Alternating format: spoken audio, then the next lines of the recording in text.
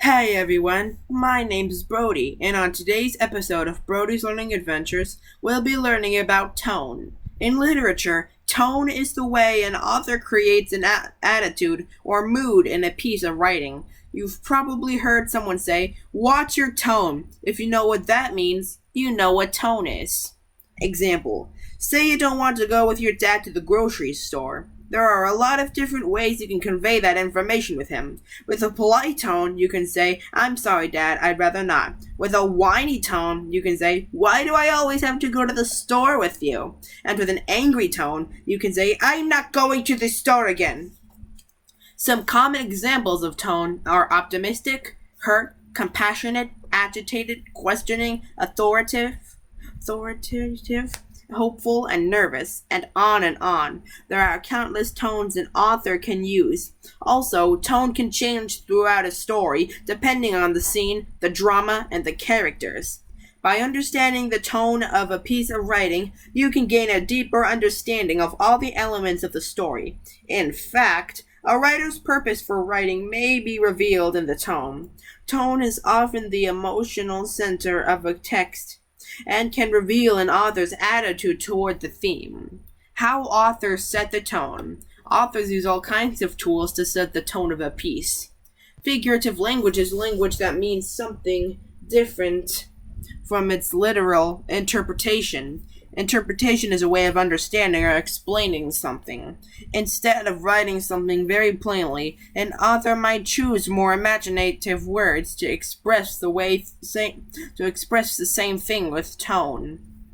Example: he looked like he just stepped off a long-delayed flight from the end of the world. Instead of just writing, "he was tired," this sentence includes other images to add the tone. The exhaustion and frustration of being on a plane for a long time, and the stress a person might feel if the flight was delayed and came from a far-away place. Some types of figurative languages are figure of speech, personification, irony, puns, metaphors, similes, and allusions, biblical, literary, or mythical. Connotative language. Connotative language goes beyond a word's simple meaning to the things that the word is associated with. An author might choose certain words to make use of its connotations to emphasize the tone. Example: a pretty petal spread like lace over the ground. Class, I'll be right back. I gotta go do something real quick.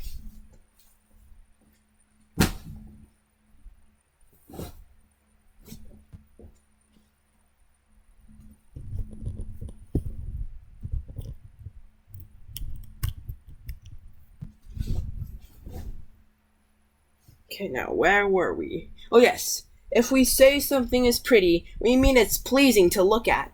But pretty also connotes that something is delicate and possibly feminine, so you won't usually use it to write about a car. A word doesn't just contribute its simple meaning to tone, it brings all its connotations with it as well.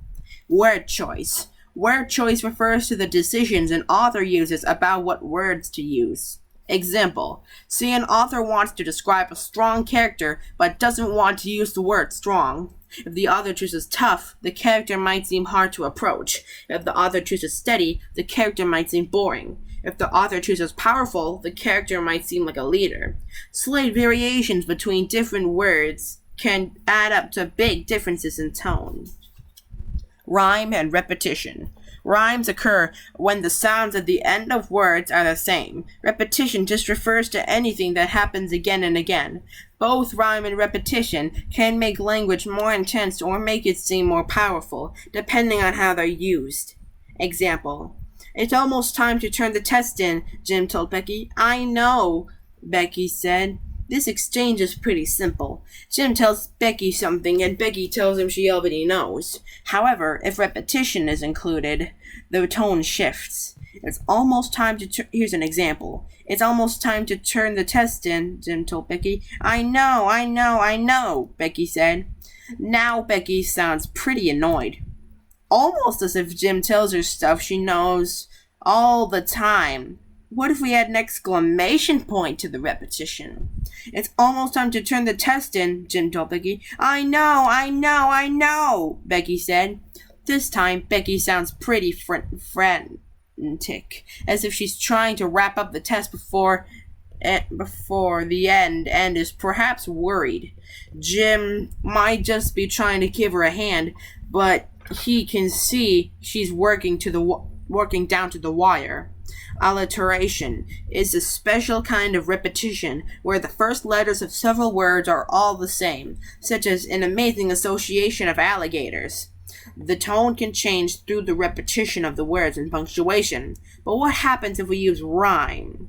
It's almost time to turn the test in, Jim told Becky. I know, Becky said, and so it's time to go.